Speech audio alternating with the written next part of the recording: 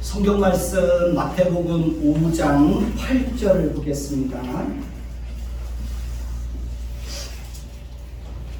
마태복음 5장 8절입니다. 신약성경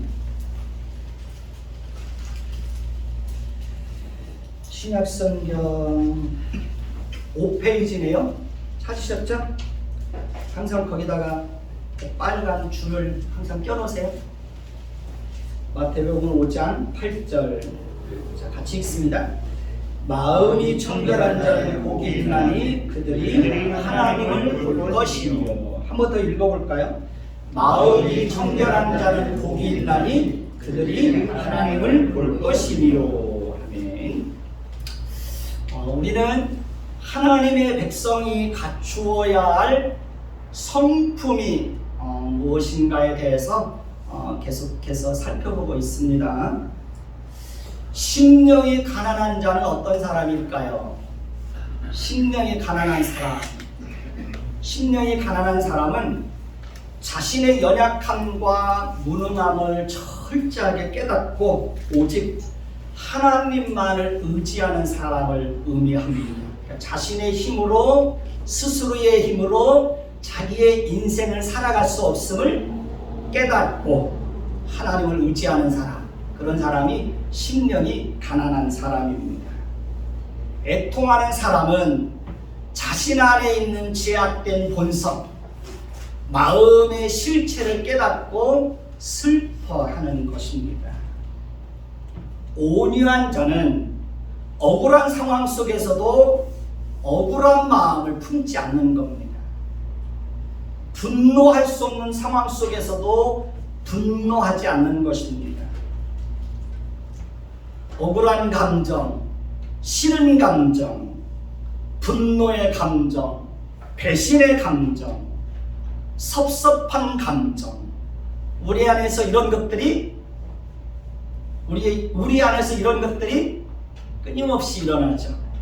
그러나 이런 것들은 가치 없는 것들입니다. 쓸모없는 것들입니다. 우리가 사람에 대해서 이런 감정을 갖는 것은 사람에 대해서 무슨 선한 것이 나오기를 기대하고 있기 때문에 그러는 것입니다. 그래서 우리는 사람에 대한 기대를 다 어떻게 해야 됩니까? 사람에 대한 기대를 다 버려야 됩니다. 그래야 마음이 편안해질 수 있습니다. 사람은 절대로 스스로의 힘으로 선한 것을 만들어낼 수 있는 능력이 있을까요? 없을까요? 인간에게는 그런 능력이 없습니다. 그리고 솔직히 우리는 스스로의 힘으로 온유한 자가 될 수 없습니다. 우리가 본능을 거스르고 온유한 자로 살아가는 것은 우리의 힘으로 할 수 없습니다. 그러니까 하나님의 은혜가 우리에게 풍성하게 임하고, 그러니까 하나님의 성품이 우리 안에 임하고, 성령께서 우리의 마음과 생각을 끊임없이 주장하시고 다스려 주실 때 우리는 비로소 온유한 마음을 품을 수가 있게 되는 것입니다. 의에 줄이고 목마른 사람은 마치 줄이고 목마른 사람처럼 하나님의 말씀을 따라 살고 하나님의 성품을 담고자 하는 거룩한 소원과 열망을 가슴에 품고 사는 사람들을 의미합니다. 우리가 마지막으로 긍휼히 여기는 자에 대해서 살펴보았습니다. 우리는 보통 누군가에 대해서 긍휼을 베푼다고 하면 우월한 입장에서 열등한 사람들에 대해서 가지는 동정심을 의미한다고 생각을 합니다. 예를 들면 부자가 가난한 사람에 대해서 가지는 동정심, 혹은 건강한 사람이 신체적으로 연약한 사람에 대해서 가지는 동정심, 이런 것을 긍휼이라고 생각을 합니다. 그러나 진정한 의미에서의 긍휼은 상대방의 입장을 바르게 이해하는 데서부터 출발을 하는 것입니다. 그러니까 긍휼은 단순하게 동정심만을 품는 것이 아닙니다. 긍휼은 단순히 안쓰러운 마음, 안타까운 마음만을 품는 것이 아닙니다. 진정한 긍휼은 동정심과 안쓰러운 마음과 안타까운 마음을 품고 실질적으로 그 사람에게 도움을 주는 겁니다. 그것이 긍휼의 본질입니다. 진정한 긍휼은 동정심과 함께 항상 뭐가 따라가야 되는 겁니까? 행동이 같이 따라가야 되는 겁니다. 안 됐어. 불쌍해. 거기에서 그치면 그 긍휼히 여기는 것이 아닙니다. 예수님께서도 긍휼히 여기는 자가 복이 있나니 저희가 긍휼히 여김을 받을 것이니요 라고 말씀하셨습니다. 왜 긍휼히 여기는 자가 복이 있을까요? 긍휼히 여기는 자가 긍휼히 여김을 받게 될 것이기 때문에 그렇습니다. 우리가 누군가에게 긍휼을 베풀면 하나님은 우리에게 더 큰 긍휼을 베풀어 주십니다. 우리가 누군가에게 위로를 베풀면 하나님은 우리에게 더 크고 따뜻한 위로를 베풀어 주십니다. 우리 주변에는 항상 가난한 이웃들이 있습니다. 아픈 사람들이 있습니다. 우리는 그 가난한 이웃들을 외면하거나 모른 척하면 될까요? 안 될까요? 그러면 안 됩니다. 우리는 가난한 이웃들에게 항상 손을 펴고 그들의 필요한 것을 때를 따라서 공급해 줄 수 있어야 합니다. 저도 지금까지 많은 도움을 받으면서 살아왔습니다. 그러니까 누군가가 저에게 긍휼을 베풀어 주었기 때문에 저도 지금까지 살아올 수 있었던 것입니다. 우리가 마땅히 긍휼을 베풀어야 할 때 긍휼을 베풀지 않으면 우리에게 긍휼을 필요할 때 하나님도 긍휼을 베풀지 않는다고 말씀을 하고 있습니다. 저는 가난한 사람들이 얼마나 절박하게 도움을 필요로 하는지 저는 너무너무 잘 알고 있습니다. 그래서 우리는 그 가난한 자들의 그 절박한 마음을 헤아려서 내가 도울 수 있는 힘이 있다면 작은 것이라도 어떻게 해야 됩니까? 도움을 줄 수 있어야 하는 것입니다. 야고보서 2장 13절에 보면 긍휼을 행하지 않는 자에게는 긍휼 없는 심판이 있을 것이라고 말씀을 하고 있습니다. 잠언 21장 13절을 보시면 귀를 막고 가난한 자가 부르짖는 소리를 듣지 아니하면 자기가 부르짖을 때에도 들을 자가 없다라고 말씀을 합니다. 잠언 22장 9절을 보시면 선한 눈을 가진 자는 복을 받으리니 이는 양식을 가난한 자에게 주니라 라고 말씀을 하고 있습니다. 선한 눈을 가진 사람은 어떤 사람일까요? 가난한 자를 외면하지 않는 사람입니다. 선한 귀를 가진 사람은 어떤 사람일까요? 가난한 자의 신음소리를 들을 줄 아는 사람입니다.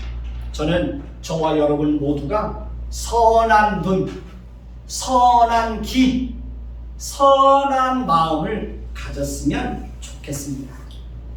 우리가 누군가의 형편을 이해하고 진심으로 그 사람에게 도움을 주고 긍휼을 베풀면 하나님께서도 우리의 형편을 살펴주시고 우리에게 때를 따라 돕는 도우심의 은혜를 풍성하게 베풀어 주십니다.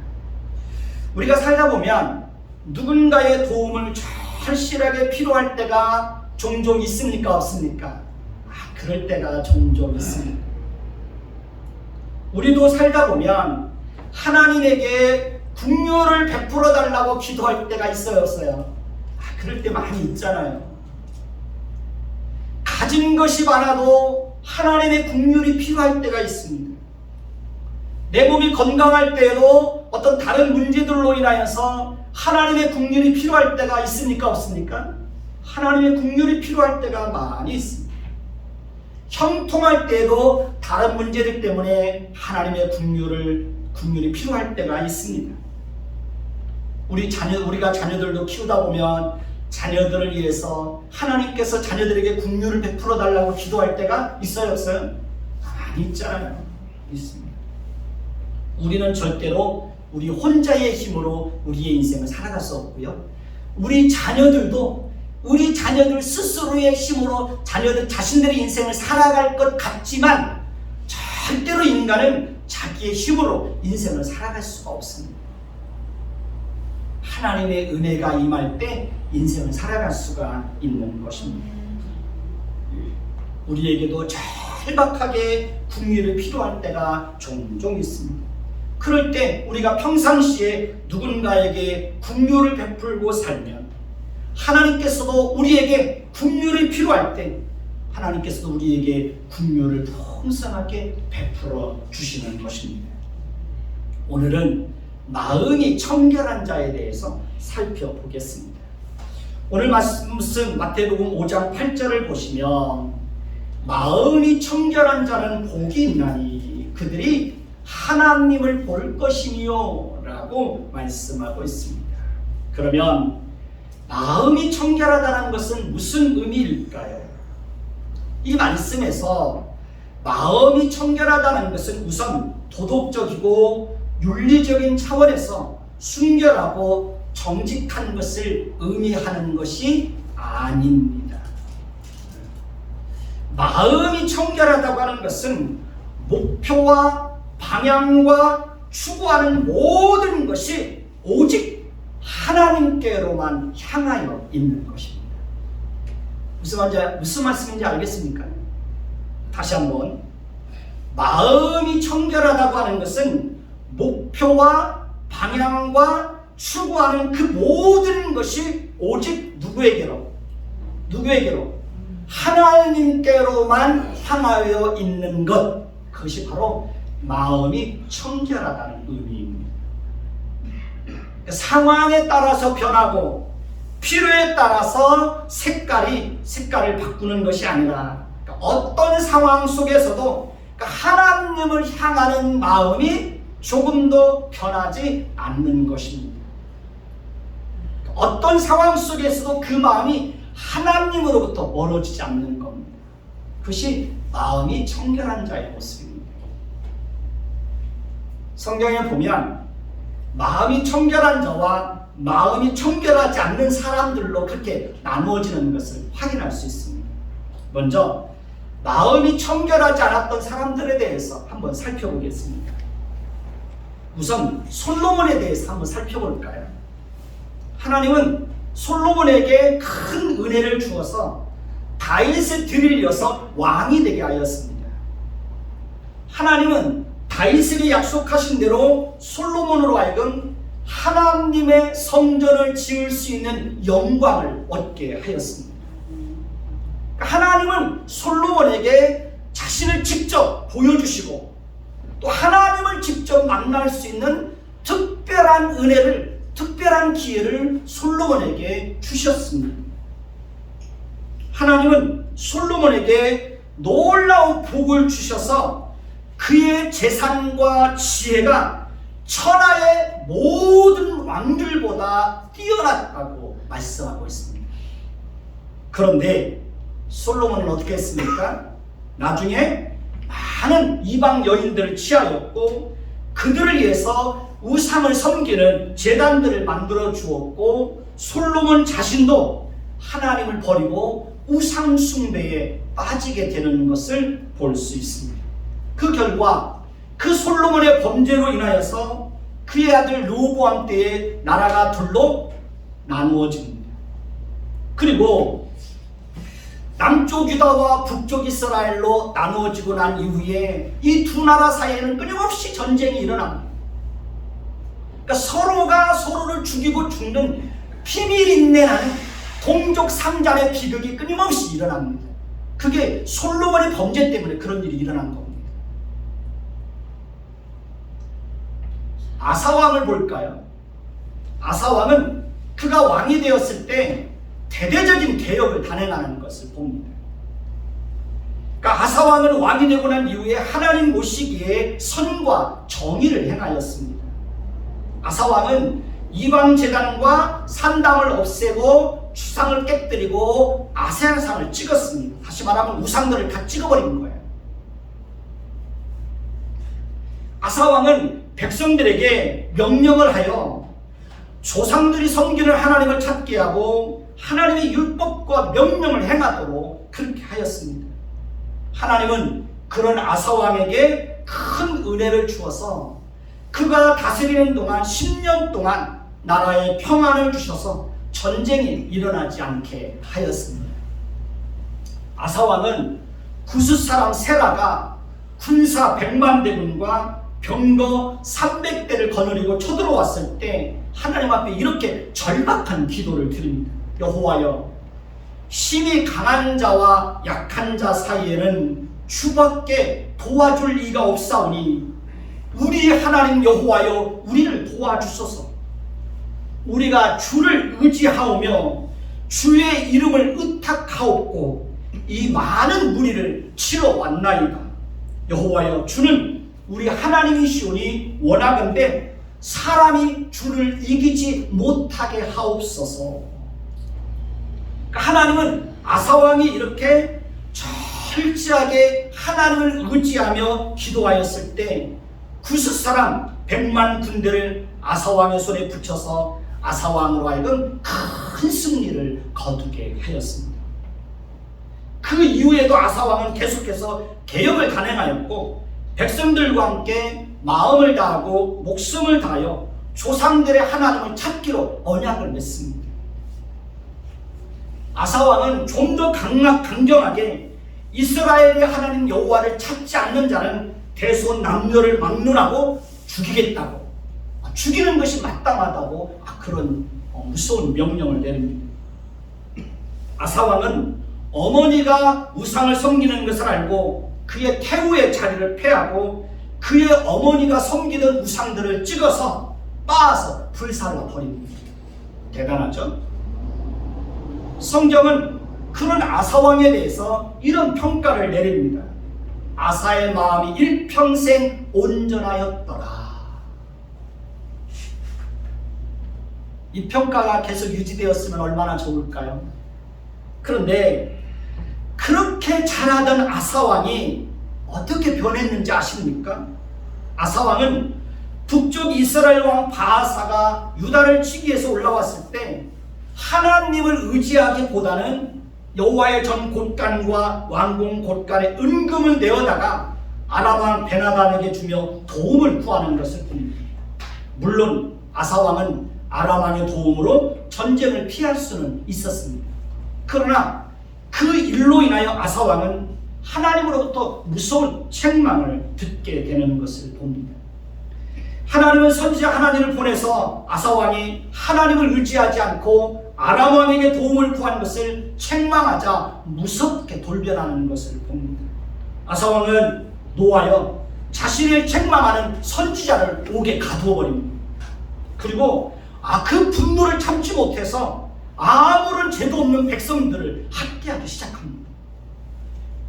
그렇게 하나님을 잘 섬겼던 아사왕이 백성들에게까지 누구든지 남녀노소를 막론하고 하나님의 명령을 지키지 않는 자는 죽이는 것이 마땅하다고 그렇게 말했던 아사왕이 그렇게 갑자기 돌변한 것입니다. 사람이 무섭죠? 뿐만 아니라 아사왕은 그의 발이 병들어 매우 이독하게 되었을 때도 하나님께 도움을 구하지 않습니다.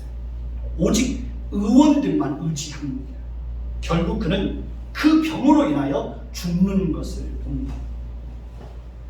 만약에 그가 병들어 죽게 되었을 때 철저하게 하나님을 의지하였다면 하나님은 그의 병을 고쳐주시고 그의 생명을 살려주셨을 것입니다. 아사왕은 그렇게 끝까지 자신의 마음을 지키지 못하고 변질되는 것을 볼 수 있습니다. 아사의 뒤를 이어 왕이 된 여호사밧도 처음에는 철저하게 하나님을 의지하고 하나님의 계명을 지키고 우상을 멀리하는 것을 봅니다.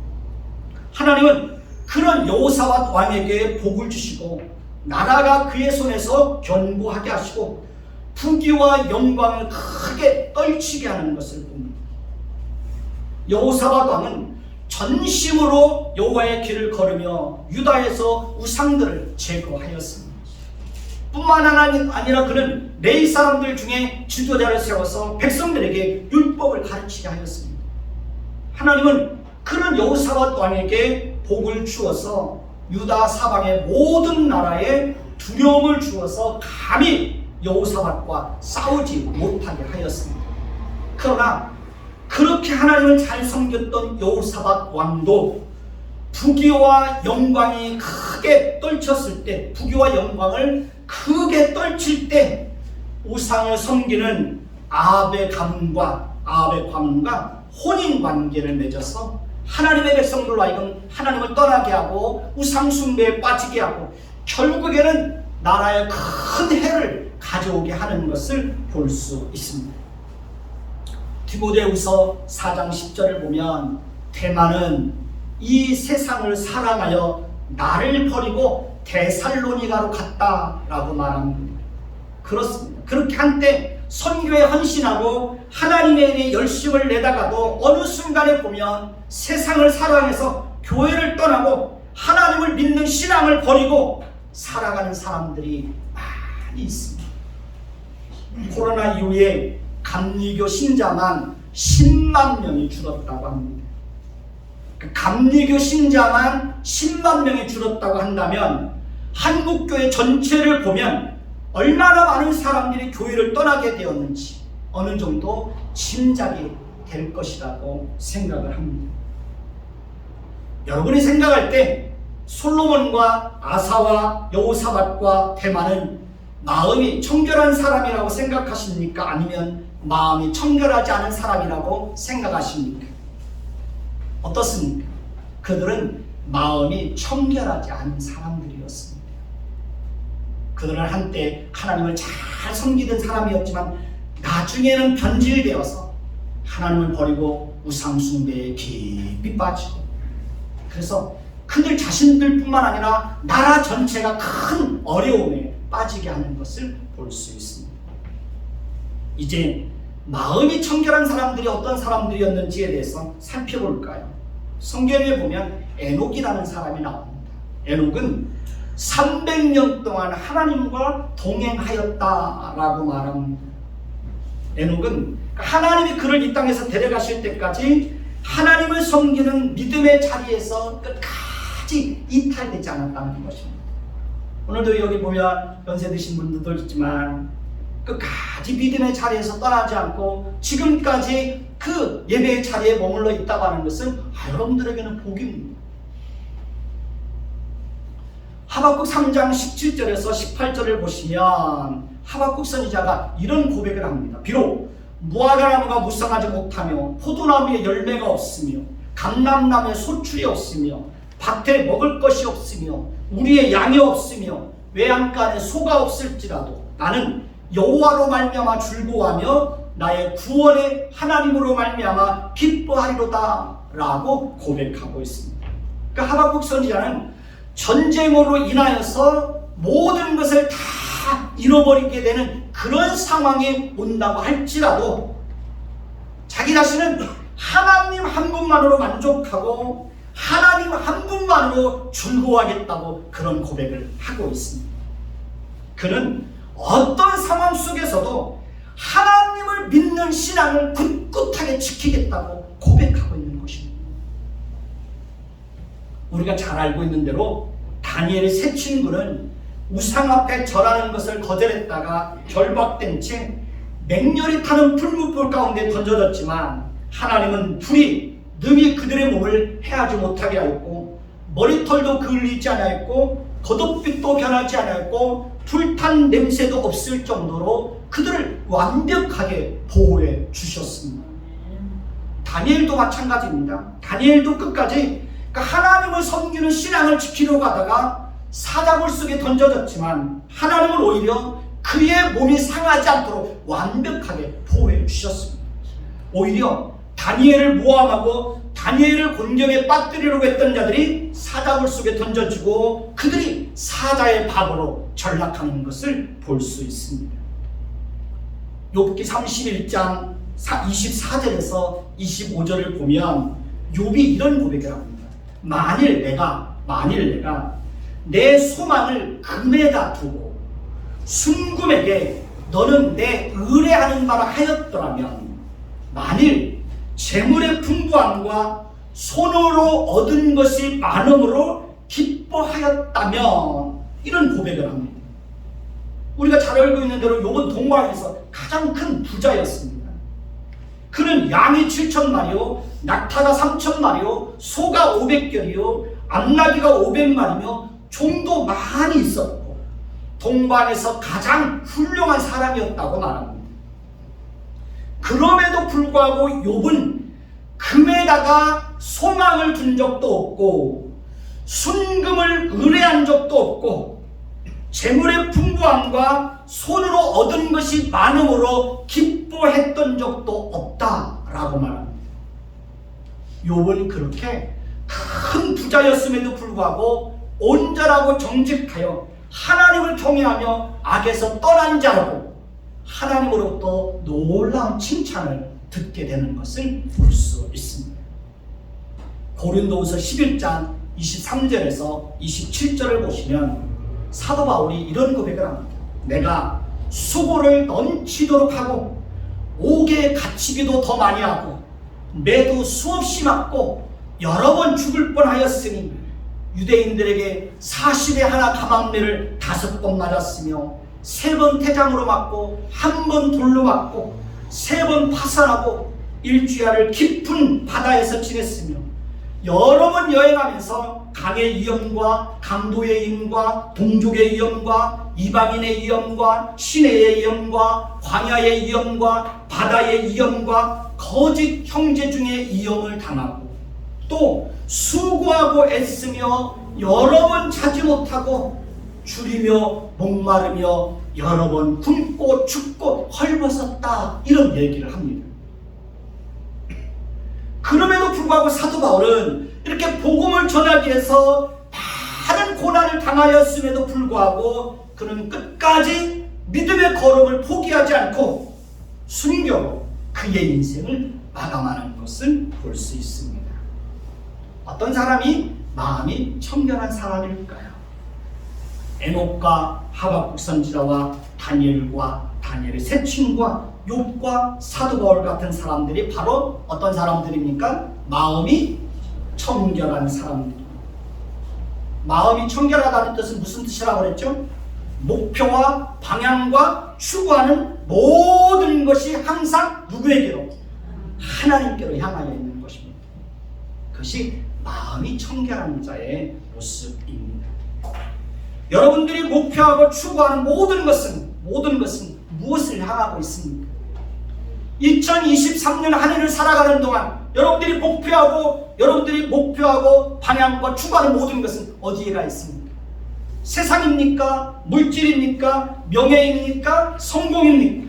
쾌락입니까? 인기입니까? 아니면 무엇입니까? 마음이 청결한 자는 마음이 하나님으로부터 멀어지지 않는 것입니다. 마음이 청결한 자는 상황과 필요에 따라서 마음이 수시로 변하지 않는 거예요. 예수님은 마음이 청결한 사람이 복이 있나니 그들이 하나님을 볼 것이며 이렇게 말하고 있습니다. 그렇습니다.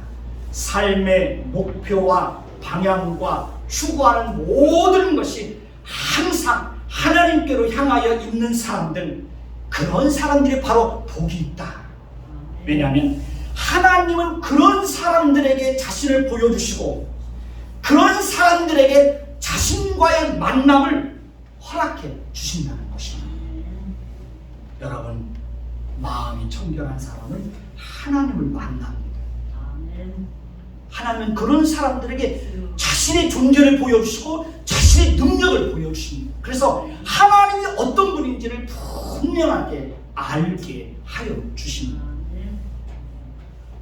시편 73편 1절을 보면 하나님이 참으로 이스라엘 중 마음이 청결한 자에게 선을 행하시나니 이렇게 말하고 있습니다.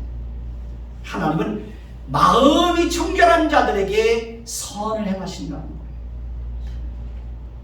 시편 42편 11절을 보시면 내 영혼아 내가 어찌하여 낙심하며 어찌하여 내 속에서 불안해하는가. 너는 하나님께 소망을 두라. 그의 나타나심으로 말미암아 내 하나님은 여전히 찬송하리로다 라고 말하고 있습니다. 마음이 청결한 자는 이렇게 어떤 상황 속에서도 하나님께만 소망을 두고 사는 거예요. 2023년 한 해 동안 저와 여러분들이 하나님께만 소망을 두고 그렇게 하나님 바라보고 늘 그렇게 한 해를 살았으면 좋겠습니다. 저와 여러분들이 그렇게 산다면 하나님은 여러분들에게 하나님 자신을 보여줄 거예요. 하나님을 만나게 해주실 거예요. 그리고 여러분들의 입술을 열어서 그 하나님을 찬송하고 그 하나님께 감사의 고백을 드리게 하실 것입니다. 시편 57편 7절에서 8절을 보시면 하나님이여 내 마음이 확정되었고 확정되었사오니 내가 노래하고 내가 찬송하리로다. 내 영광아 깰지어다. 비파야 수고가 깰지어다. 내가 새벽을 깨우리로다. 시인이 마음을 확정하고 또 확정했던 이유가 뭡니까? 하나님을 찬송하고 새벽을 깨우기 위해서 마음을 확정했다는 거예요. 마음을 정하고 또 정했다는 겁니다. 이것이 바로 마음이 청결한 자예요.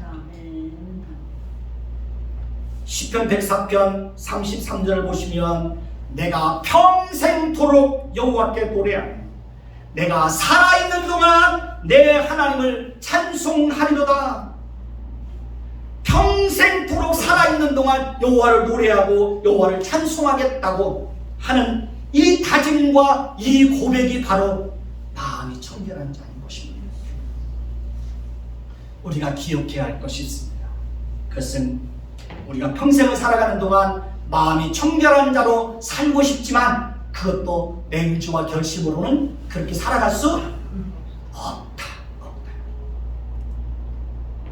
오직 하나님의 은혜가 우리에게 풍성하게 임할 때 우리는 비로소 평생을 살아가는 동안 목표와 방향과 추구하는 그 모든 것이 하나님께로 향하여서 우리의 인생을 그렇게 살아갈 수가 있는 것입니다. 그러니까 아무나 그런 인생을 살 수는 없는 거예요. 하나님의 은혜가 임하는 사람들만이 이 땅에서 인생을 살아가는 동안 그런 인생을 살아갈 수 있는 거예요. 그리고 그런 인생을 사는 자들이 복이 있고 그런 사람들이 하나님을 만난다는 거예요. 하나님을 만나는 것이 얼마나 복입니까? 하나님을 만나면 인생이 바뀌어버렸잖아요. 저를 보세요. 하나님을 만나니까 제 인생이 송두리째 바뀌잖아요. 제가 어떻게 이렇게 변화된 삶을 살 수 있었겠습니까? 제가 말씀드렸잖아요. 우리 아버지는 술을 많이 드셨고 주사가 좀 있으셨고 그래서 저는 자랄 때 가정의 행복이 뭔지 부모의 사랑이 뭔지 그런 것도 모르고 자랐습니다. 근데 그런 가정 속에서 자란 제가 어떻게 변화된 인생을 살 수 있었겠습니까? 하나님의 은혜죠. 하나님을 만났기 때문에 지금의 인생을 살아갈 수가 있었던 것입니다. 제가 말씀을 드렸지만 코로나 때에도 얼마나 어려웠습니까? 그때도 저는 6개월 동안을 거의 교회에서 자다시피 하면서 6개월 동안을 그렇게 교회에서 철야하면서 기도하면서 그렇게 지냈습니다. 그랬을 때 하나님은 오히려 코로나 때 많은 교회들이 어려움을 겪고 많은 사람들이 교회를 떠나는 그런 상황 속에서 여전히 우리 교회도 어려웠지만 하나님은 오히려 지금까지 살면서 하나님은 가장 풍성한 은혜를 베풀어 주셨던 때가 코로나 때입니다. 하나님은 그렇게 저를 깊이 만나주셨어요.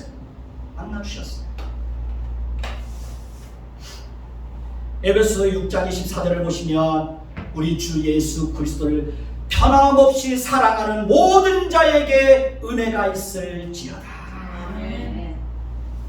하나님을 변함없이 사랑하는 사람들에게 하나님의 은혜가 임한다는 겁니다.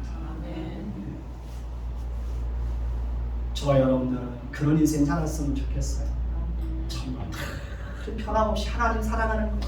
오늘보다는 내일, 내일보다는 모레, 모레보다는 그 다음날 하나님의 사랑으로부터 멀어지는 것이 아니라 세상의 물질에 내 마음을 빼앗기고 살아가는 것이 아니라 세월이 지나면 지날수록 하나님을 더 깊이 살아가는 거예요.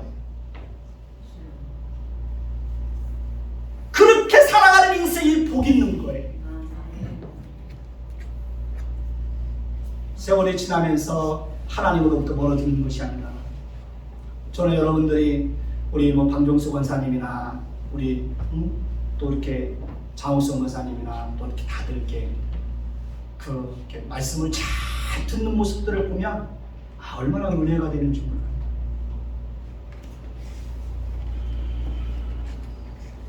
그 연세에도 그렇게 귀를 기울여서 말씀을 청중하고 그런 모습들을 보면 제가 설교하는데 왜 이렇게 힘을 내겠어요?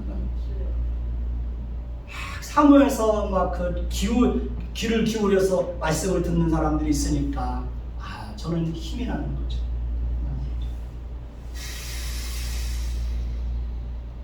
여러분들이 2023년 한 해를 살아가는 동안 정말 변함없이 하나님을 사랑하고 목표와 방향과 추구하는 모든 것이 항상 하나님께로 향하여 있고 그렇게 하나님만 바라보고 한 해를 살아간다면 제가 장담하는데 반드시 여러분들은 하나님을 만날 겁니다. 하나님이 여러분들에게 큰 은혜를 베풀어 주실 것입니다. 그러니 이 한 해를 살아가는 동안 내가 한 해 동안 마음이 청결한 자로 살겠다고 다짐하시고 한 해를 살아가는 동안 그렇게 저와 여러분들이 하나님만 바라보고 살 수 있게 되기를 예수님의 이름으로 축원해 드리겠습니다. 기도하겠습니다. 하나님 감사합니다.